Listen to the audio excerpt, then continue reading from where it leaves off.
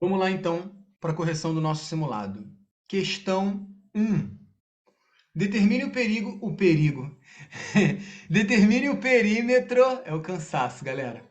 Determine o perímetro de um hexágono regular inscrito numa circunferência de raio 8 centímetros. Gente, essa questão, se você prestou atenção na aula que eu dei, logo antes, na semana antes desse simulado, eu mostrei isso, né? Desenhei lá os polígonos inscritos e circunscritos. Vou desenhar aqui aproximadamente o que é um hexágono regular. Só figuras regulares conseguem ser, a gente diz que são inscritíveis em circunferências. O que é ser inscrito? É ter todos os seus vértices tocando. Então, se um hexágono está inscrito numa circunferência, ele já é regular. A questão não precisava nem dizer, mas a questão disse. Um hexágono regular inscrito numa. Mesmo que não tivesse dito, só o fato de estar inscrito, de estar com todos os vértices tocando, isso que significa estar inscrito, expliquei isso para vocês também, né? Só figuras regulares são inscritíveis numa circunferência. E o que é um polígono regular? Um polígono que tem todos os lados e ângulos iguais. Por isso, o triângulo equilátero também pode ser inscritível. Por isso, o quadrado também pode ser inscritível. Mostrei isso para vocês, né? E aí, galera, veja que interessante. Se eu traçar o raio da circunferência aqui, R, e traçar um outro raio aqui, e traçar um outro raio aqui, e traçar um outro raio aqui, e outro aqui, e outro aqui. Pô, galera, lembra que a gente falou que quando o hexágono está inscrito na circunferência, o lado dele tem o mesmo valor do raio. Lembram que a gente já comentou que o hexágono pode ser dividido em 6 triângulos equiláteros? Então isso é L e isso também é R. Então isso é L e isso também é R. Então o lado desse hexágono vai ter o mesmo valor do raio dessa circunferência. Lembram disso? Falei, mostrei isso para vocês em detalhes na aula, né? Então, basicamente, essa questão exigia que você tivesse essa percepção, né? Esse conhecimento. Depois disso, pô, não tem nenhuma dificuldade. A circunferência tem raio 8, pô, então o lado desse hexágono vale 8. Ele quer o perímetro. O que é perímetro? É a soma de todos os lados. Eu vou ter 6 lados iguais, todos iguais a 8. 6 vezes 8, 48. Acabou. Fala sério, galera. Um minutinho você fazia essa questão. Não era difícil, né? Quem estudou, quem revisou, quem esteve na aula, matava essa. Posso seguir? Dúvida alguém tem? Só perguntar. Vou seguir, hein? Número 2. O apótema de um hexágono regular inscrito numa circunferência mede 5 raiz de 3. Eu tive que escrever por extenso porque ele não estava aceitando o símbolo, né? 5 raiz de 3. Mas deu para vocês entenderem. Determine o perímetro do hexágono. Então, de novo, né? Deixa eu até aproveitar o desenho anterior. Espera aí, já que ficou tão bonito. Ah lá, o que é o apótema? O apótema é a distância do centro até a metade do lado do polígono. Olha lá, isso é que é o apótema. Olha lá, vou fazer um azinho de apótema. Gente, também citei e frisei isso na aula de véspera. O apótema do hexágono é a mesma coisa que a altura do triângulo equilátero que está aqui. Por isso tem até a mesma fórmula. A fórmula do apótema é a mesma fórmula da altura do triângulo equilátero.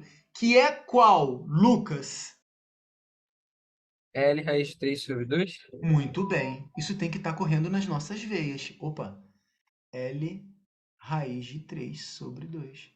E ele citou que esse tal apótema desse tal hexágono está valendo 5 raiz de 3. Então, peraí, o apótema está valendo 5 raiz de 3. E ele é a mesma coisa que L vezes raiz de 3 sobre 2.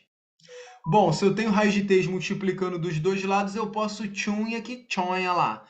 Que é como se fosse você jogar para o outro lado dividindo, né? Um cara dividido por ele mesmo dá 1. Eu já corto ali em cima mesmo. Bom, esse 2 que está dividindo eu posso jogar para o outro lado, ele vai multiplicando 5. 5 vezes 2 é igual a L. Então, L é igual a 10. Só que ele queria o quê? Perímetro. Ah, tá. Se cada lado vale 10, 10, 10, 6 lados valendo 10, o perímetro é 60. Também, um minuto você faria essa questão, né? Quem estudou legal, quem veio na aula, quem prestou atenção, né? Tá, galera? Refaz isso aí se tu errou, tá? Pega firme aí. Questão 3. Ih, caraca, ele tá achando que eu tô querendo mexer na ordem da questão aqui. Questão 3. Uma bola ao ser chutada num tiro de meta por um goleiro numa partida de futebol teve sua trajetória descrita pela equação h de t igual a menos 2t ao quadrado mais 8t, onde t é o tempo medido em segundo e h de t é a altura em metros em função do tempo. Isso é física, né, galera? E também é matemática. Isso é as duas coisas, olha lá. O goleirão.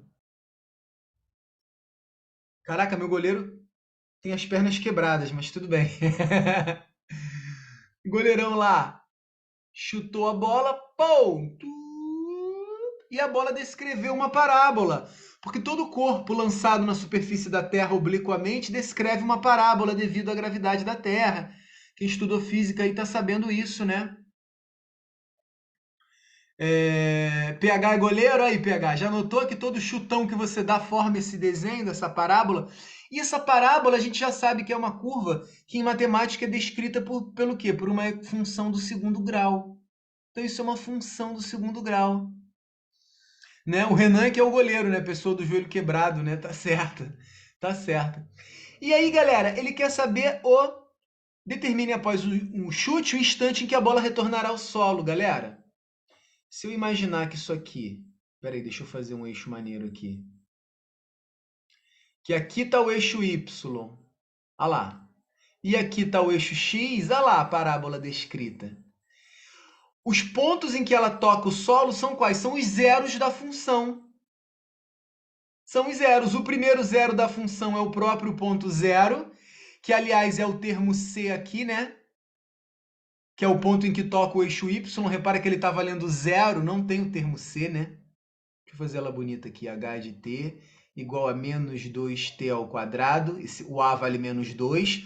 Por isso a parábola é côncava para baixo. Olha como faz todo sentido. O B vale mais 8, 8t. E o C vale quanto? Zero. E o C é o ponto onde ela toca o eixo. Olha lá, o primeiro zero da função é zero. Quando a parábola, o valor de C é zero, uma das raízes já é zero. E a outra? A outra é exatamente o que a gente está procurando saber. O ponto onde ela toca o solo é o zero da função. Então é só eu resolver isso me perguntando qual é o valor de t, que aqui está no lugar do x, né? O tempo. O eixo x está no tempo. Na física isso acontece muito, galera. Em que a altura da bola é zero. Então eu quero que a altura, que aqui está fazendo o papel do y, seja zero. Eu estou me perguntando qual é o tempo em que faz isso ser zero. Então é só pegar essa equação e igualar ela a zero. Menos 2t ao quadrado mais 8t igual a zero. Dá para resolver por Bhaskara, dá para resolver por soma e produto, e dá para resolver colocando t em evidência, usando o oitavo ano na manga aí, ó, galera. Quando o termo C está faltando, eu quero resolver essa equação do segundo grau, eu posso colocar o t em evidência, fica t que multiplica menos 2t mais 8, igual a zero. Se esse produto é igual a zero, ou é porque uma das raízes é zero, olha ela aqui, já sabíamos disso, ou é porque essa segunda raiz é zero, que é o que eu vou descobrir aqui. Ou esse segundo pedaço, menos 2t mais 8, tem que dar zero. Jogo para o outro lado, menos 2t igual a menos 8. Multiplico por menos 1. 2t igual a 8. Então, se 2t é igual a 8, t é igual a 8 dividido por 2, né? Porque o 2 que está multiplicando eu jogo para o outro lado dividindo. T é igual a 4 segundos. Olha lá. Essa outra raiz é o valor 4. Então, o goleiro chutou a bola, pum, no instante zero. A bola estava no solo, ela subiu e no instante 4 ela bateu no chão de novo. É isso que ele estava querendo saber. Um instante em que a bola retornará ao solo.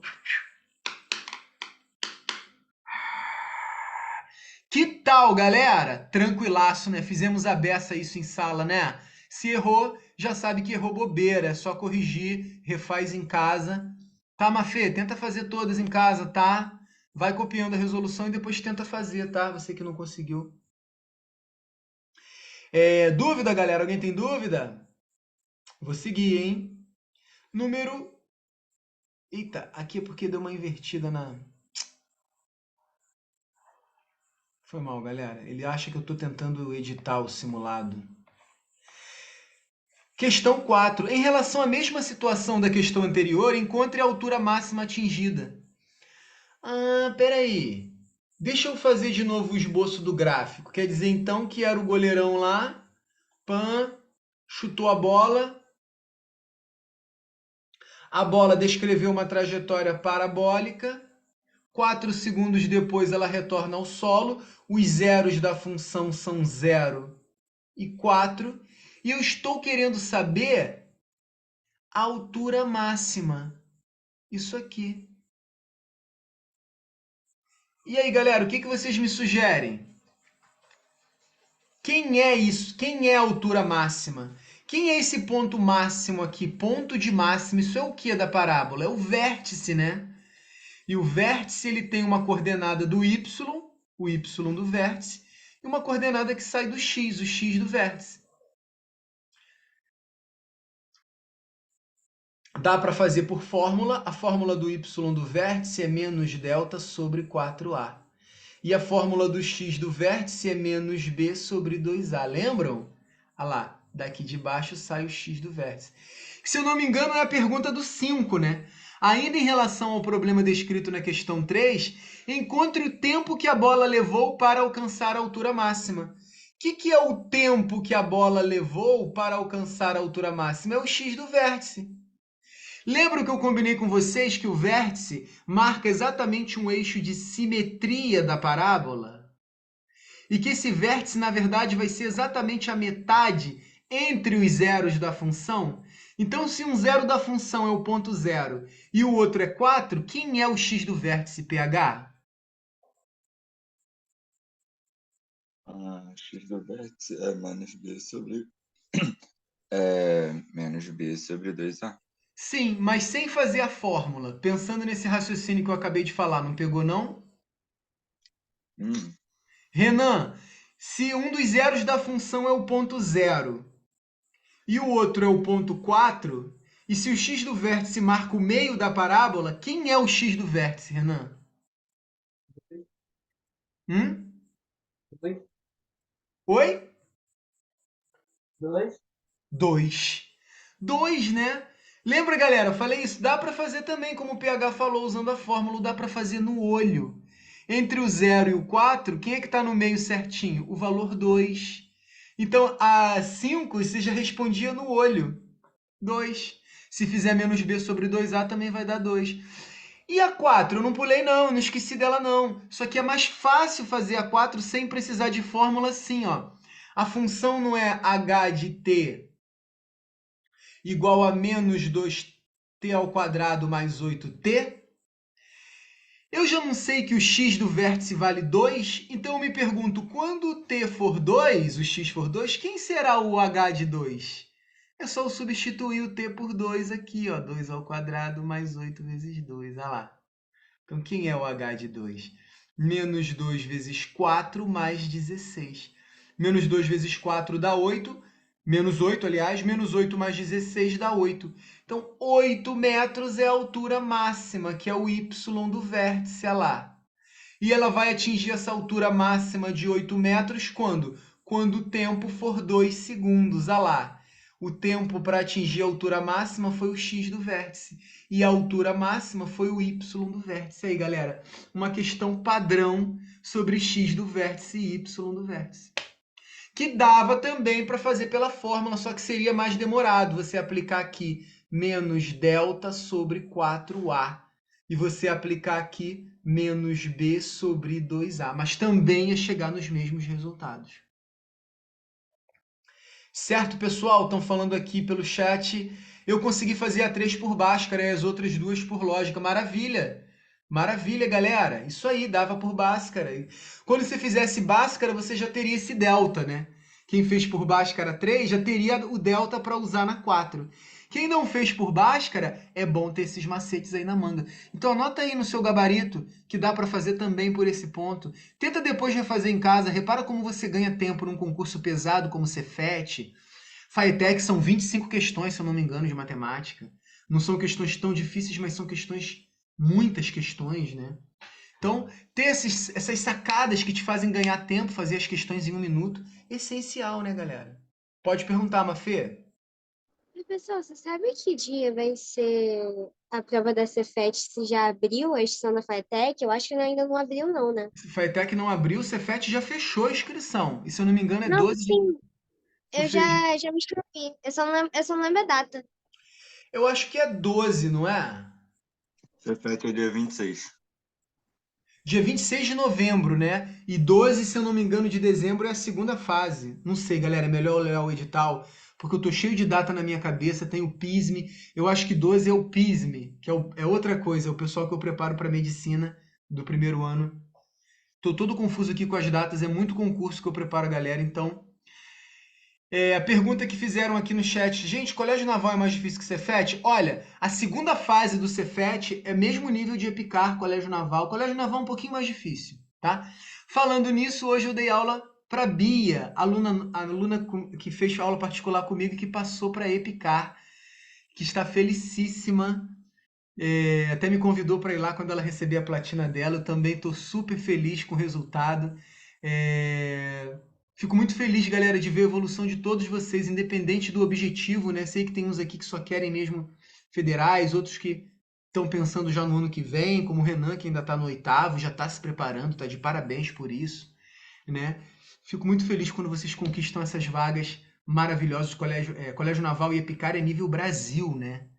Então, pô, você conquistar uma vaga que o Brasil inteiro está tentando, você ser um dos melhores alunos do Brasil, não é para qualquer um, tá? Então, eu fico muito feliz com o resultado da galera toda, de vocês também. Pode falar, Lucas, pode perguntar. Eu ia perguntar se mais alguém tinha feito a prova da Rural lá de Seropédica, porque eu fiz, porque é mais ou menos a mesma matéria do Cefet. Sim, Mas aí eu achei que ninguém fosse fazer, porque mesmo se passasse, é é muito muito longe, né? longe, né? Geralmente a galera não faz pra lá. Eu até esqueci de avisar vocês disso. Tu fez, Lucas? Não. E aí, o que que tu achou da prova? Eu achei tranquilo, mas eu acho que me desconcentrei, porque no dia acabou a luz, tava chovendo Hum, muito. Aí eu tava fazendo. Quando eu comecei a prova de matemática, acabou a luz, comecei a suar, que o ventilador tinha Parado de apagado. rodar. Caraca, bem na hora da prova, sacanagem. Não Mas pode, até então foi acontece. tranquilo. Conseguiu, né? Conseguiu mandar bem, né? Graças a Deus, que bom, que bom. Galera, vamos com tudo, hein, para essas provas, hein? Vamos com tudo. Falta pouco, hein? Questão 6. Uma indústria automobilística está testando um novo modelo de carro. 50 litros de combustível são colocados no tanque desse carro, que é dirigido em uma pista de testes até que todo o combustível tenha sido consumido.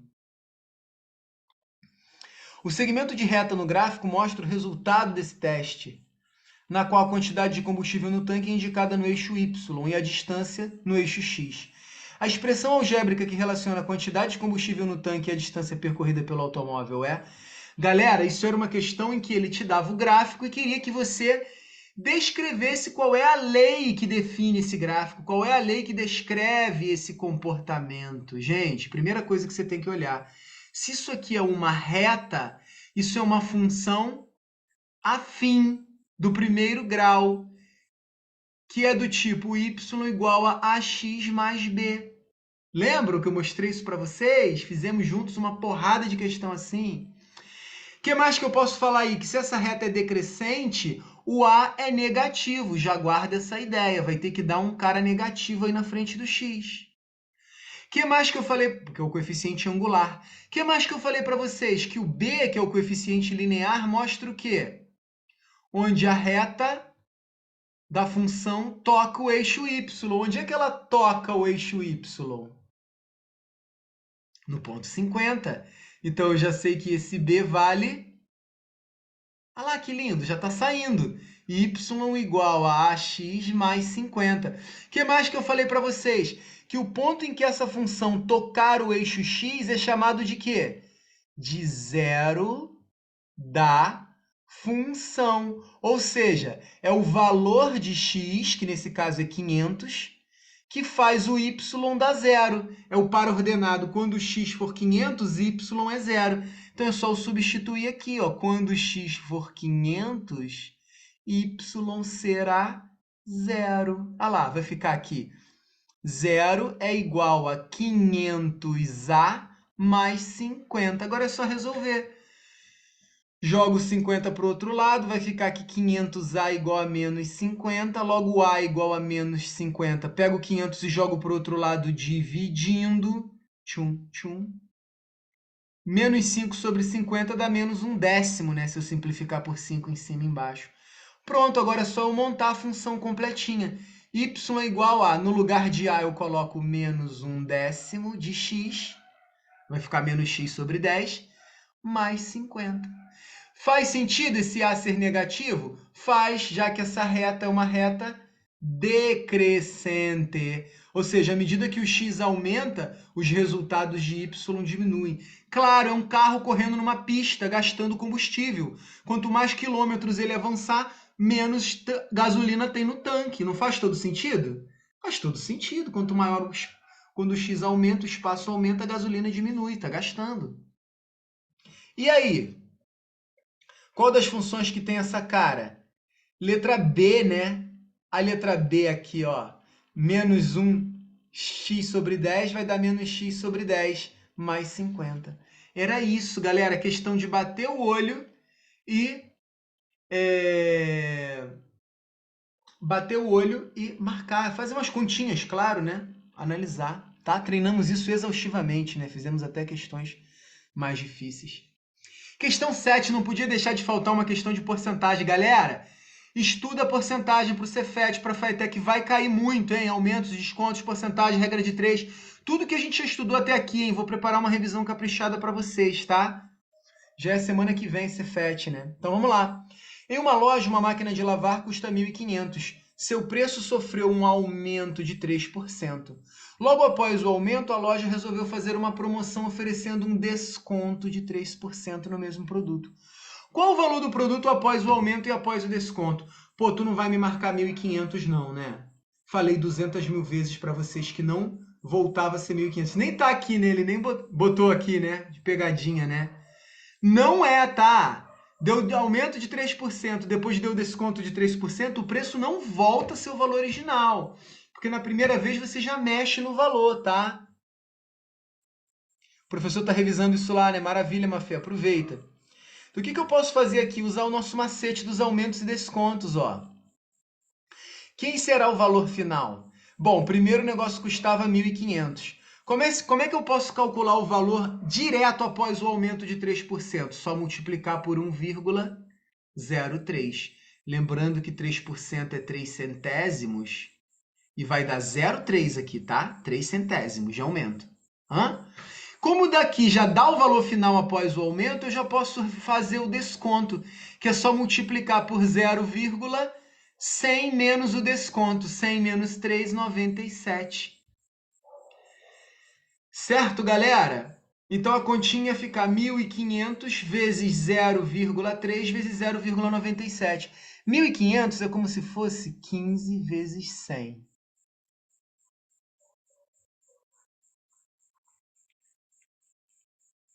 Né?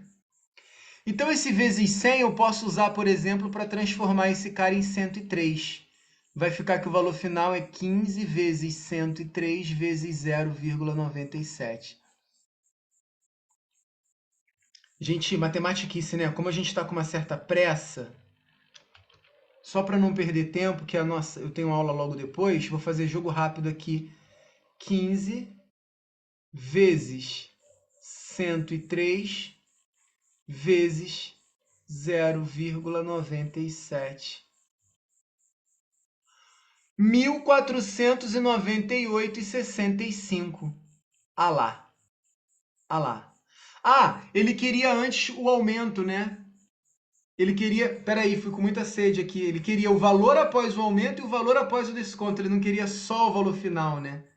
Então, deixa eu voltar aqui para minha calculator. Sem problema nenhum.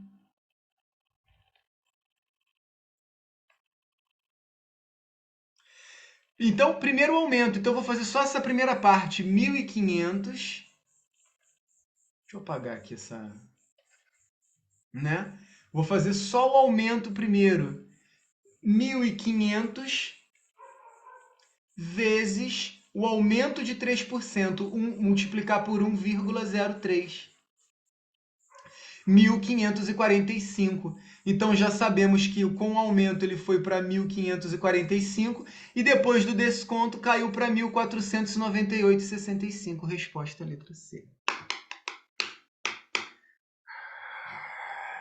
Sacaram, galera? Sacaram? Sem maiores problemas também, né?